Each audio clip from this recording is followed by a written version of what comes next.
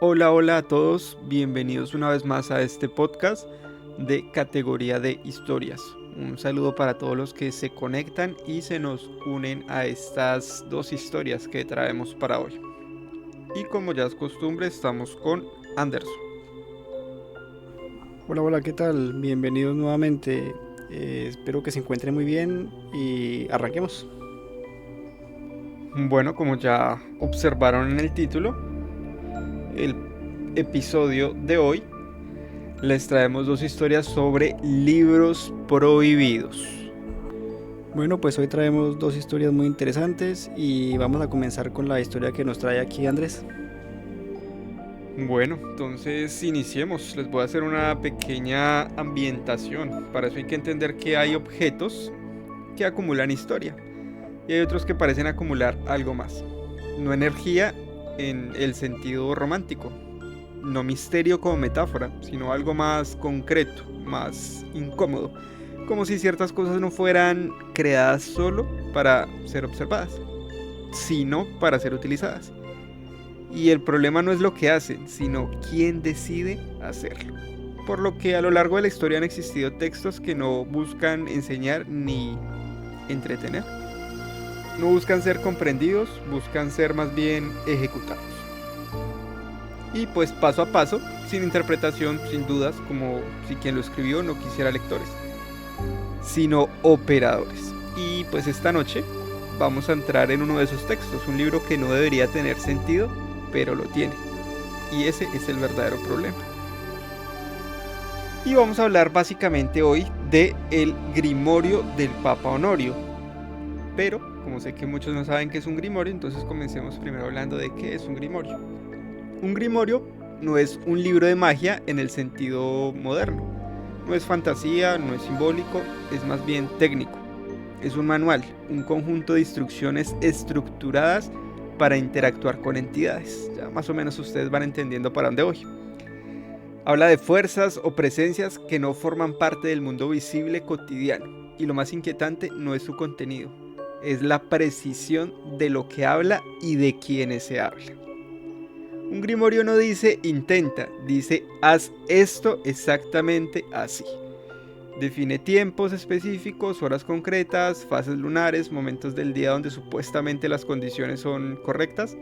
Define espacios, círculos, símbolos, posiciones del cuerpo, define el lenguaje, palabras que no pueden cambiarse, sonidos que deben pronunciarse de forma exacta, pero sobre todo define límites.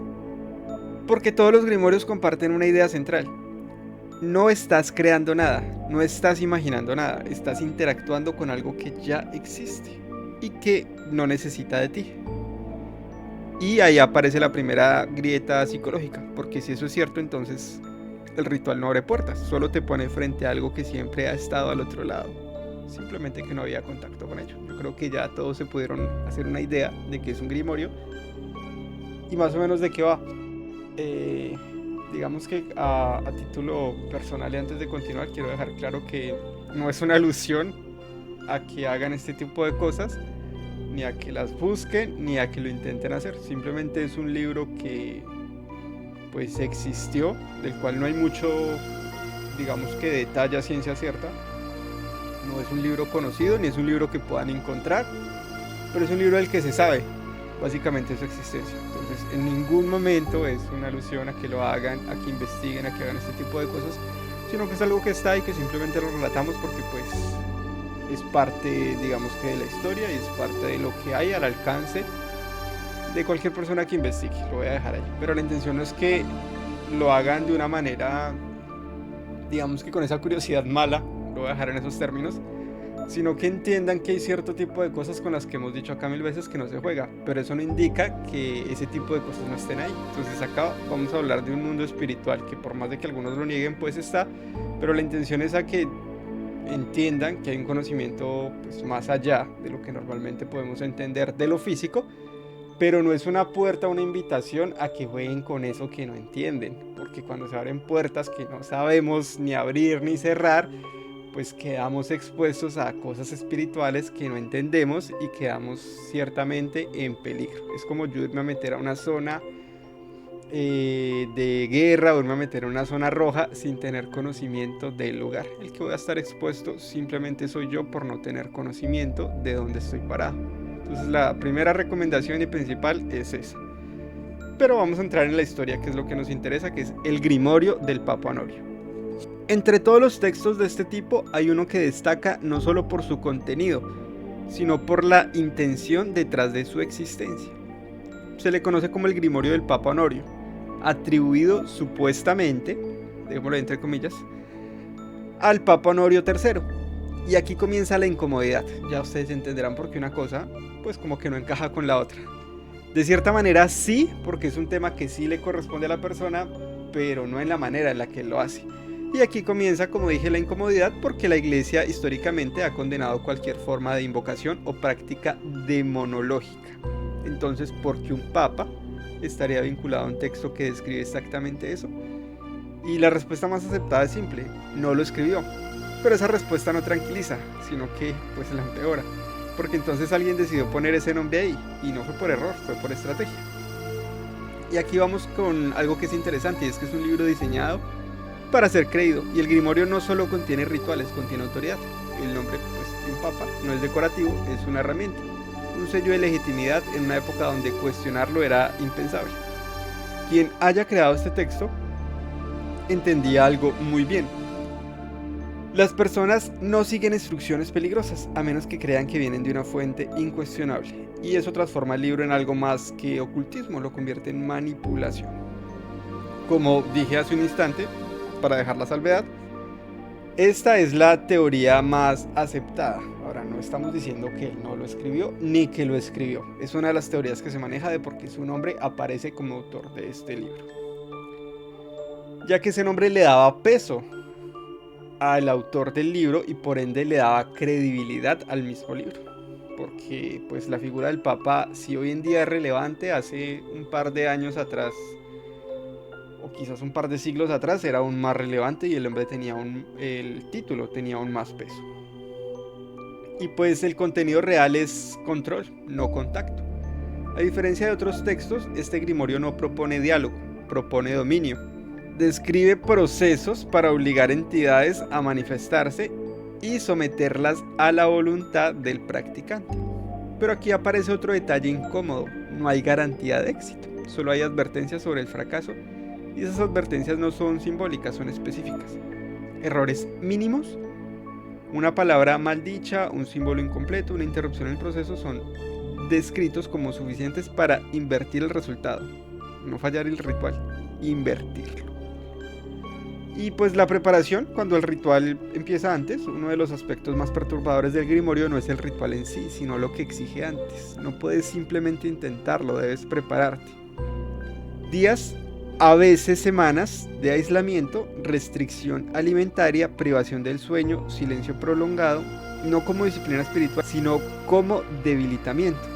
El texto sugiere que el practicante debe volverse receptivo, y esa palabra es peligrosa, muy peligrosa, porque ya no están controlando el proceso, te están modificando para que algo más pueda interactuar contigo. Nuevamente hago la aclaración, no estoy diciendo que lo hagan, todo el tema espiritual es muy complicado de entender, es muy complicado de manejar. Voy a meter un poquitico de Biblia en este asunto, y pues la Biblia dice que en ciertas épocas hay personas que van a prohibir, bueno, para ser más específicos, dice que en tiempos peligrosos o futuros, antes de la venida del Señor, menciona que hay personas que van a prohibir, no sé, cierto tipo de alimentos o hacer cierto tipo de cosas que sabemos que están permitidas, cuando precisamente este tipo de libros pretenden hacer lo contrario, es debilitar a la persona para que espiritualmente los demonios o las entidades con las que, entre comillas, la persona pretende hacer contacto para, nuevamente entre comillas, controlarlas, porque el ser humano tiene como la tonta, digámoslo así, la tonta apreciación de creer que puede manejar el mundo espiritual cuando no hay nada más tonto que pensar eso. O sea, nuestras habilidades humanas son bastante limitadas en el campo espiritual. Por ende, creer que vamos a poder controlar algo que ni siquiera podemos ver 100% o al menos bajo nuestras facultades o cada que queramos, es tonto pensar que podemos controlarlo. Entonces lo que sí hacía este grimorio, o lo que pretendía hacer el grimorio, para los que llegaron a leerlo o quizás intentarlo, era simplemente debilitar a la persona para que cuando llegara el momento su cuerpo estuviera totalmente débil y quedara expuesto a lo que querían hacer estas entidades con él. Y pues, como digo, quedaba, o el ser humano o la persona en sí que intentaba hacerlo, pues quedaba expuesto. Y el problema es cuando llegaba el momento clave, que es el contacto. Y el grimorio describe el momento del contacto de forma extrañamente vaga, pero consistente. No habla de apariciones físicas claras, habla de cambios, temperatura, percepción del tiempo, sensación de presencias detrás, nunca adelante. Yo creo que todos entendemos esto. Y esto es importante, porque psicológicamente lo que está detrás no puede ser observado completamente, solo sentido, y eso genera una tensión constante. Y hay testimonios indirectos. A lo largo del tiempo han aparecido relatos fragmentados de personas que aseguran haber tenido acceso a versiones del grimorio. No hay una prueba concluyente, pero pues hay patrones, muchos coinciden en una sensación específica. Y no es un miedo inmediato, sino incomodidad progresiva, como si el libro no fuera peligroso por lo que dice, sino por lo que provoca mientras lo lees. Algunos describen la necesidad de releer ciertas partes, otros la sensación de que ciertas frases no terminan de entenderse, pero igual generan efecto. Y ese es un detalle clave, porque un texto que funciona sin ser completamente comprendido no está diseñado para enseñar, está diseñado para operar. Y acá llegamos a la teoría más inquietante. Y es que algunos historiadores y analistas modernos plantean una idea distinta, que este tipo de grimorios no fueron creados para invocar nada, fueron creados para observar, para identificar qué tipo de persona seguiría instrucciones extremas sin cuestionarlas. Una especie, digamos que de filtro psicológico. Y si eso es cierto, entonces el verdadero ritual no está en el libro, está en la decisión de seguirlo. Y hay un detalle final que es muy importante, y es que algunas versiones del grimorio incluyen una instrucción que se repite casi como una advertencia obsesiva. No interrumpas el proceso, no explica consecuencias, no justifica la regla, solo la repite. Y en un texto donde todo es específico, la falta de explicación es lo más inquietante. Tal vez este grimorio sea solo una construcción histórica, un fraude, una exageración alimentada por siglos de miedo, o tal vez no. Porque lo realmente perturbador no es que exista un libro así, es que fue escrito de forma que alguien en algún momento decidiera seguirlo. Y cuando eso ocurre, el problema ya no es el libro, es lo que alguien está dispuesto a hacer después de leerlo. Insisto, para cerrar esta historia, es que no es una invitación a que lo hagan, no es una invitación a buscar un grimorio y no es una invitación a seguir sus instrucciones, pero sí, por el contrario, es una invitación a que cada persona pueda abrir un poco su mente, pueda analizar un poco y pueda entender que, a diferencia de la teoría final, yo sí creo que el mundo espiritual está ahí.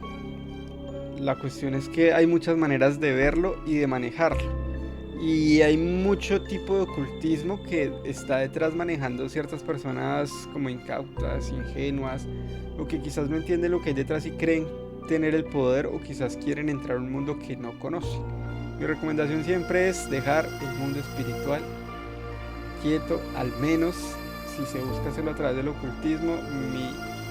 Mi opinión siempre va a ser que el ocultismo nunca es una buena opción, no es recomendable, no es algo bueno a seguir. El ocultismo no es un juego y este tipo de libros no son un juego, por algo son libros prohibidos. Sí, claro, este tipo de libros como los grimorios son bastante oscuros porque uno crea o no crea en todo el tema espiritual, esto se trata de invocación y control de entidades que realmente pues nosotros no conocemos, o sea, no tenemos la capacidad de controlar realmente. Entonces muchas cosas pueden salir mal. Por más de que ahí diga de que si hace esto y esto y sigue los pasos va a poder hacer esto, se sabe que eso realmente no es posible. Entonces sí, son libros bastante complicados porque incentivan a las personas a creer que pueden llegar a controlar y conseguir cosas por medio de algún tipo de rituales, como conseguir dinero, conseguir el amor, y pues sabemos que realmente estas cosas siempre terminan mal. Sí, claramente, como lo dije antes, siempre se habla detrás de la falsedad o de la falsa ilusión de creer que venden control espiritual, principalmente para obtener poder. La cuestión es entender y ser claros en que no, como lo dije antes, no se puede controlar lo que ni siquiera podemos ver, a lo que no tenemos acceso. Que un demonio pueda hacernos creer que lo estamos controlando, sí es factible, claramente, pero para beneficio de él. Entonces, no sé, es como esas películas, digamos, de genios o de magia en general, donde aparecen genios que normalmente el genio, para salir de la botella, digamos que le hace creer a la persona que es demasiado intelectual y que le está ganando en lo que está haciendo, pero pues todo está trabajando a favor, digamos, que la parte espiritual, no de la persona, porque la persona está hablando, actuando desde su ignorancia. Entonces meterse en el mundo espiritual va mucho más allá de lo que la gente cree, mucho más allá del entendimiento de la mayoría, y eso pues hay que dejarlo claro. Para no quedarnos en este tema, nuevamente repito, ya como por tercera o cuarta vez, no recomiendo que lo hagan, no recomiendo que busquen este tipo de cosas, simplemente es que sepan y conozcan que existen tales cosas y ya está. Y ahí queda la historia. Vamos a seguir con la historia que nos trae Anderson. Bueno, hoy les vengo a hablar sobre un libro llamado Codex Gigas, o mundialmente conocido como la Biblia del Diablo. Imaginen un libro tan grande que necesita 2 personas para moverlo. Un libro que pesa como un hombre adulto. Un libro hecho con la piel de más de 160 becerros. Y que contiene en su centro el retrato a páginas completa del diablo mirándote directamente a los ojos. Este no es un grimorio de magia negra inventado, este es real, existe hoy y arrastra una leyenda tan oscura que durante siglos se le llamó la Biblia del Diablo. Esta noche les contaré la historia completa del Codex Giga, cómo un monje condenado a morir emparedado vivo hizo un pacto con Satanás para salvar su alma, y cómo ese libro sigue susurrando maldiciones 800 años después. Y corre el año 1230 en Bohemia, en lo que hoy sería la República Checa. En el remoto monasterio benedictino de Podlasis, entre bosques y densos nieblas perpetuas, vive un monje llamado Hermann el Recluso. Hermann ha roto sus votos sagrados de obediencia y castidad de la forma más grave, y pues la regla benedictina es implacable. La pena es ser emparedado vivo. Lo meterán en un nicho estrecho en la pared del monasterio, sellarán la entrada con piedra y mortero y lo dejarán allí hasta que el hambre, la sed y la asfixia lo consuman. Una muerte lenta, solitaria y aterradora. Desesperado, Hermann suplica al abad una última oportunidad. Dadme una noche, dice, una sola noche, y escribiré el libro más grande y completo que el mundo haya visto. Contendrá toda la Biblia, toda la sabiduría humana y divina. Glorificará al monasterio para siempre. Si lo logro, perdonadme la vida. Los monjes se ríen porque pues es imposible, pero aceptan el desafío. Al amanecer, o tiene el libro terminado o lo emparedan. Pues esa noche la celda de Hermann se ilumina con una luz extraña, la pluma no para, horas pasan, la mano se le entumece. Pero al amanecer se acerca y el libro apenas ha comenzado. En su momento más oscuro, Hermann no reza a Dios, reza pero al otro. Invoca a Lucifer, según la leyenda. El diablo aparece y acepta el trato. Terminará el libro antes del alba, a cambio quiere 2 cosas. El alma de Hermann y que su propia imagen aparezca propiamente en el manuscrito. Al amanecer, el libro está terminado. 224 páginas gigantes, 92 centímetros de alto, 50,5 de ancho y 22 de grosor. Pesa casi 75 kilos, hecho con pergamino de más de 160 becerros, escrito en latín con una caligrafía perfectamente uniforme como si una mano lo hubiera hecho sin fatiga. Contiene la Biblia completa, obras de Flavio Josefo, las etimologías de San Isidro de Sevilla, tratados de medicina medieval, exorcismos, remedios, un calendario y hasta una crónica de Bohemia.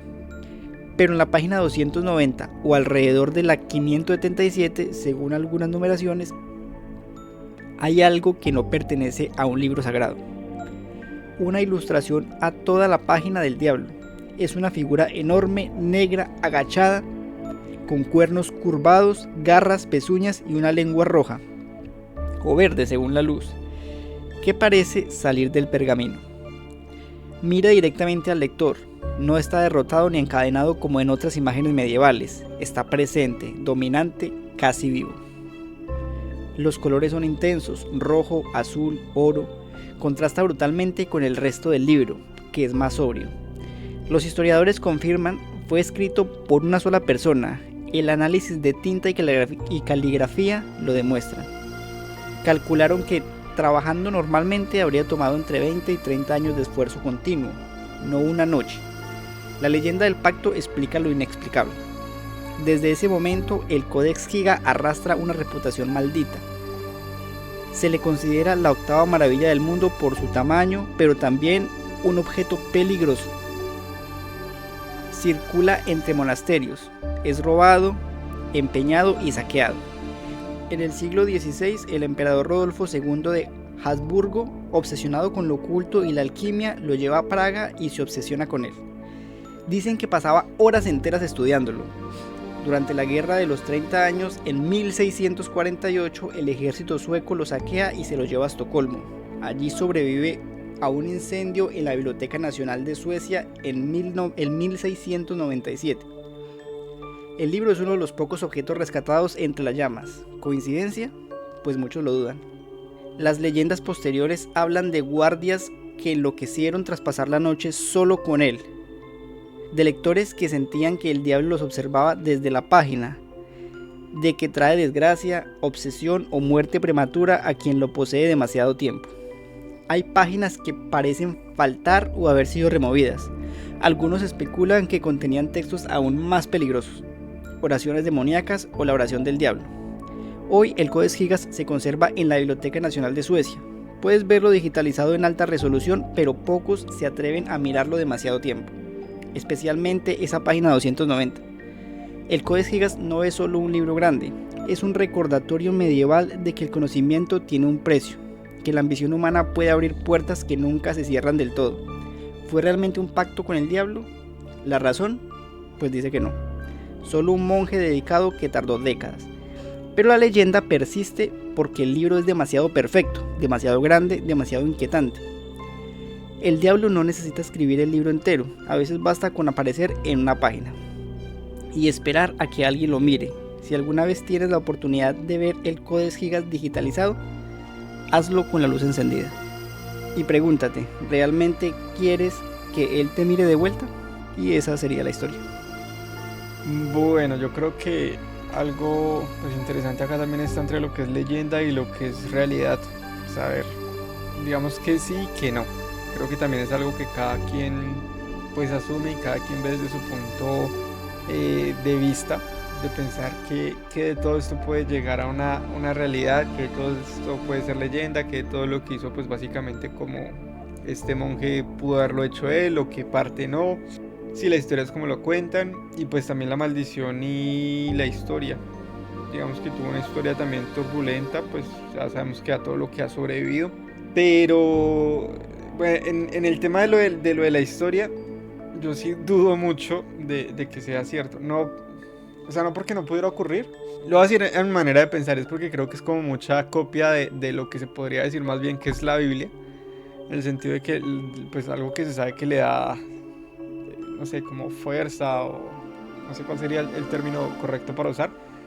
Pero algo que sí le da como cierta historia a la Biblia es precisamente que ha sobrevivido, eso que ha sobrevivido con muchas guerras, muchos intentos de desaparecerla, destruirla, de que algunos se han querido quedar con el control. Y pues sigue siendo el libro pues más vendido, sigue siendo el libro como más buscado en la humanidad. Y pues es el libro más antiguo del cual hay por lo menos conocimiento. Y creería que sí debe ser el primer libro que se escribió. Ahora, digamos que de cierta manera es como si trataran de darle, no toda esa historia obviamente a este libro, pero sí parte como de esa historia, decir, este libro ha pasado por este tipo de cosas. Hasta ahí no creo. Pero digamos que sí hay un tema también de imitación, porque pues sabemos que hay muchos libros que se mencionan, digamos algo así como, repito entre comillas, como la Biblia del Diablo. Entonces tenemos conocimiento también del libro que se escribió, no recuerdo en dónde, pero sí sé que es de Anton LaVey. Digamos que como dije anteriormente, cada quien puede mirar qué es realidad, qué no, qué cree, qué no cree.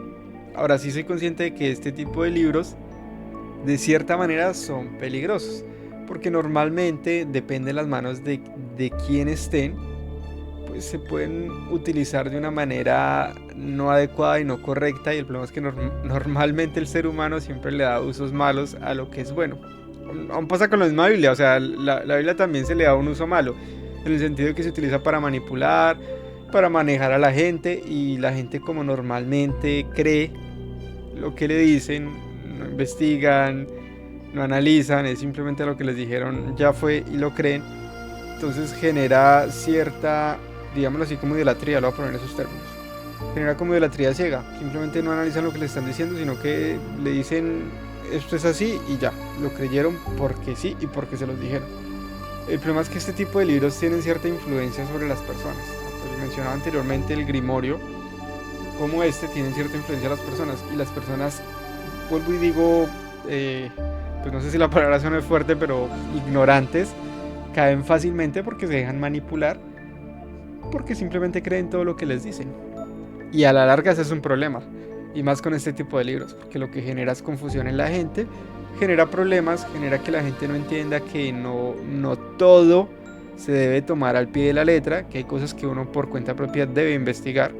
Uno no puede creer exactamente todo lo que le dice. Sí, claro, igual se sabe que en términos religiosos, por así decirlo, esta Biblia es como el antítesis de la Biblia real. Obviamente, como todo libro ocultista o así oscuro, siempre tratan de demostrar que es fácil controlar, contactar o tener algo que ver con el mundo espiritual, que igual sabemos que, como se ha visto, las historias y todo lo que se sabe no es posible. Entonces son cosas de cuidado, son cosas de... Si una persona lo va a leer, pues tiene que leerlo con la mayor sobriedad posible y entender que lo que dice ahí es simplemente un escrito y no es un manual. Y es eso, ya lo de la historia, pues ya cada quien sacará sus conclusiones y cree la leyenda o realmente tardaron muchos años, que es lo más probable, que para sacar el libro, ya que pues el libro es bastante grande. Como lo hemos mencionado en otros episodios, no somos expertos en nada, simplemente expresamos una opinión referente a ciertos temas, en este caso libros prohibidos. Y insisto, en mi opinión, no es para nada una alusión o una invitación a buscar este tipo de libros o a seguir las prácticas que allí están. Es cierto, por ejemplo, como lo de la página, que también le dio cierto misterio a este libro y de cierta manera lo hizo más famoso, porque la historia generó más misterio, generó más inquietud en la gente y generó que más gente fuera y lo buscara, y de cierta manera se hizo famoso. Pues también algo... no sé si decirlo como perturbador, pues fuera que una persona durara 30 años, 20 o 30 años escribiendo el libro. Bueno, escribiéndolo y llegando a su publicación, pero también algo que es importante de entender, y es que sí, como es una copia en sí de lo que es la Biblia, o si es la antítesis de lo que es la Biblia, pues trata de asemejarse en ciertas cosas. Como dije, la mayoría de libros prohibidos, si ustedes lo analizan y de hecho si se pegan una pequeña repasadita por ahí, digamos en Google, se van a dar cuenta que siempre los libros prohibidos son de temas espirituales. Y precisamente es por lo mismo, porque el tema espiritual es una manera de poder manipular a la gente, de poder manejarla de un lado y de otro, tanto, pues pongámoslo entre comillas, como el lado bueno y malo, porque simplemente se le da a la gente a entender de, bueno, es como controlar a la gente. Entonces, a lo que es malo, como esto es malo, no se puede acercar a esto porque sí, pero pues no se da una razón clara. Y de lo bueno igual, simplemente no, esto es bueno, esto hay que hacerlo. Pero yo creo que sí hay que tener una visión, o al menos un pensamiento como crítico, y entender de qué manera se están manejando las cosas y entender de qué manera se están enseñando. Insisto, la parte espiritual obviamente es delicada, es de cuidado. El tema espiritual no lo conocemos bien, no lo manejamos bien, no es un tema que se va a tomar a la ligera, no es algo con lo que uno deba jugar. De hecho, pues ni siquiera es un tema para uno tocar como fuera de base y sin la seriedad necesaria, porque, como lo he dicho, si uno no crea, el hecho de que yo no crea no significa que el campo espiritual no siga estando ahí, sigue estando ahí, independientemente de si creo o no creo. Entonces creo que sí, hay cosas que por más de que uno no las conozca, al menos sí merecen o se deben tomar con cierto respeto. Y creo que eso es uno de esos temas que sí merece cierto respeto por todo el contexto que hay detrás. Entonces este tipo de libros, yo digo que más allá de buscarlos, de estudiarlos o de analizarlos y entender que muestran una realidad que muchos no, pues algunos no creen o muchos no creen, pero que está ahí. Y esa realidad es básicamente que hay un mundo espiritual que nosotros no vemos, pero que está ahí claramente entre todo lo que hacemos. De hecho creo que todo lo físico es como sombra o es como reflejo de eso que está en la parte espiritual. Entonces es algo que queda como al análisis de cada quien. Y ya con eso terminamos nuevamente, y por milésima vez la invitación no es hacer nada de lo que dicen este tipo de libros, sino entender que hay un mundo espiritual que está ahí. Y creo que todo este tipo de libros y de historias y de leyendas que rondan al lado del campo que no es material, pues le dan credibilidad a este tema. Y ya con esto pues nos despedimos. Sí, pues ya solo queda despedirnos. Nuevamente les agradezco por quedarse y escucharnos hasta este momento. Y espero podernos ver en la próxima. Cuídense mucho. Chao. Correcto, muchas gracias por acompañarnos hasta el final de este episodio. Gracias por escuchar el podcast de categoría de historia y nos veremos en un siguiente episodio. Chao, chao.